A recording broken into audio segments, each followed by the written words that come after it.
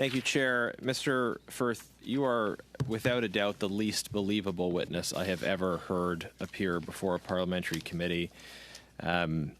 You referred earlier to something you had said about your relationship with Mr. MacDonald. You said it was an embellishment. Would you say you're someone who often engages in embellishment? No. No, so your claims about Mr. MacDonald were a rare instance of your embellishments. Is that your testimony today? Yes. Okay. I want to drill down on the resume issue. I know this is sort of stuck in the craw of many members. You sent 2 false resumes that we know of, and you've admitted to as much. You said it was an accident. We have no way of knowing how many false resumes you sent. What we know is that we have 2 whistleblowers, and we have 2 instances of false resumes. So that's a pretty abysmal record when it comes to submitting accurate resumes. Could I ask you, would you be willing to table for the committee all of the different versions of the resumes for Ms. Dutt and Mr. Marevich that you have? Yes. Okay. Would you be able to table them within 24 hours? I could 48 hours. I think the committee would agree to 48 hours. This alleged sort of accident with the resume, I want to understand just like really the anatomy of how these alleged accidents happen. So how does this process unfold if you sort of creating multiple resumes, the true ones and the false ones, and trying to remember to submit the true one as opposed to the false ones that you have created for some unknown person? Just walk me through how that mistake got made, allegedly. Yep. So there's 2 versions. You have the one that was sent in by the resource. You then have the one which is compliant against the matrix, which is also the evaluation grid. They're the 2 versions you have. So you have the one, and then there'll be one in between, which is where you've gone back and forth and you've authenticated that the technology is correct if there was technology that was missing. Because again, not one resume ever matches completely with a government matrix. There's always conversations back and forth between a resource and a recruiter or sales to try and identify things they may not have put. Like we have resumes with 190 pages worth of experience that we deal with some of our consultants. We have others. Which okay, let me jump in because there's some things you're saying that make sense, but there's some things that don't. So I would understand if you got a resume that that was too long, that contained errors, or that didn't contain important information. You said, hey, we need to get more background on your educational experience. You missed identifying specific skills. So if that's what you mean by fit the matrix, okay, that's maybe a conversation you had with them. What seems to have happened here, though, is that you in order to make it compliant with the specifications of what they were asking for, you changed some numbers. Right, so asking someone to provide further information is one thing. Massively inflating a number associated with a particular field, taking someone that says they have a bachelor's degree and editing that to say PhD.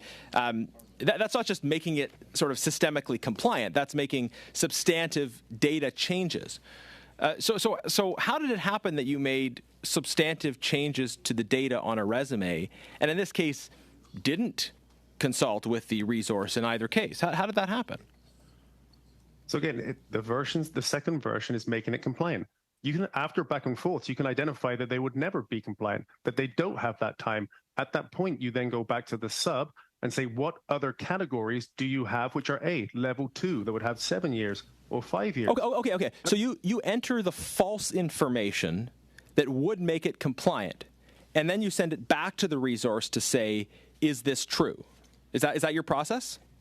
It's a conversation. You phone them up and you say you go back and forth because phoning is going to be quicker than going back and forth. Right. Okay, but your first step is entering false information that would be compliant with the contract, or at least different information, and then you go back to them and say, can I submit this revised version? Is that your process? You don't. Well, no. You need back and forth because the revised process. Right. Okay. You go back and forth and say, okay, we changed the numbers. Is that okay? And if they say it's okay, you send it. And if they say it's not okay, then you sort of negotiate. But your initial step is to change the number they put in. Is that correct?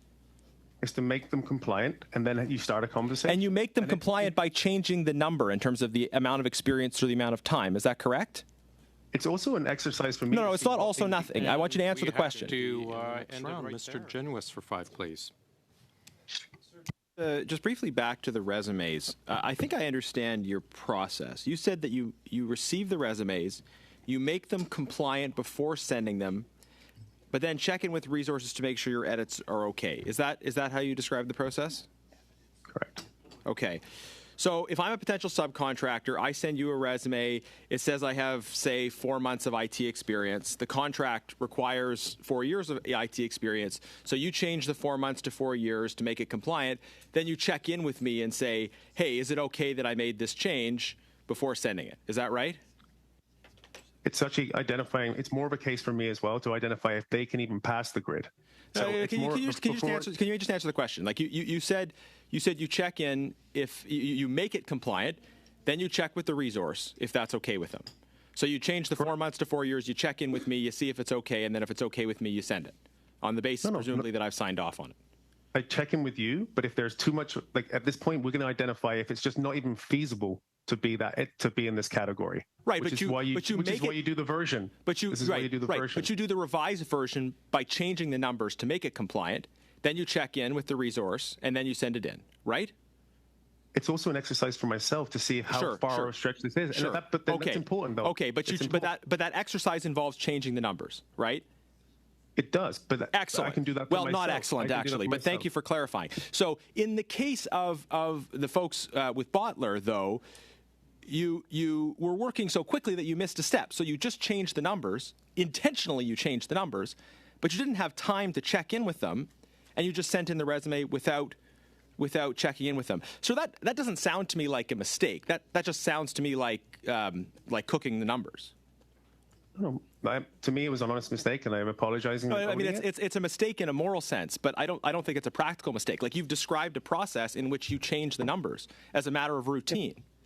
But right? given more time, and not executing in haste, I would have identified that this resource would not have met this grid, and therefore would have gone back to data credits and asked for a different category. But it's obviously a problem that you change the numbers and then you go back and ask permission. Like in some case, it's great that Bottler did the right thing here and has blown the whistle. But in many cases, if you're routinely changing the numbers, people may shrug and say it's okay based on you telling them it's okay when obviously it's not. I have some additional questions, though, sir. I want to ask you.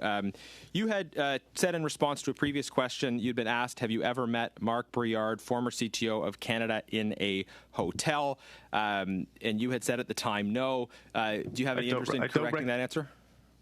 No, I said I don't recollect. I cannot remember every meeting I've had with everybody in the last 12 years. I'm sorry, I don't. I can go back into my Outlook and give you the answer in writing. That's a different answer than you gave. We could check an ATIP that you submitted to find out that actually you did meet with him in a hotel, sir. That is ATIP A2018000247. Ironically, the ATIP came from you.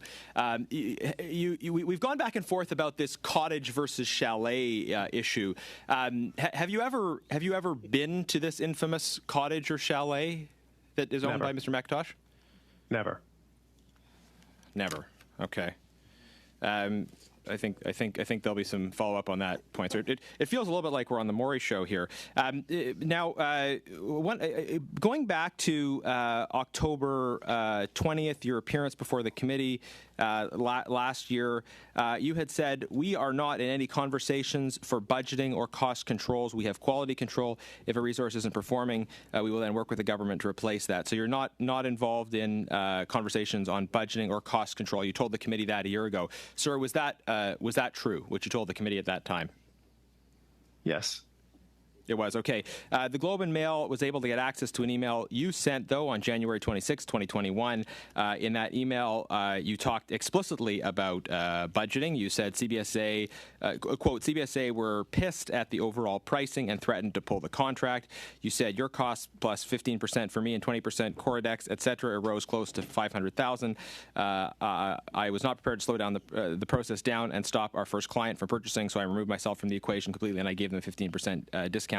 Attached is a contract that shows it, et cetera. So you're sending emails that actually provide explicit budgeting information. So given that we've now put that email on the record, would you be prepared to admit that what you told the committee on October 20th regarding budgeting was in fact also a lie?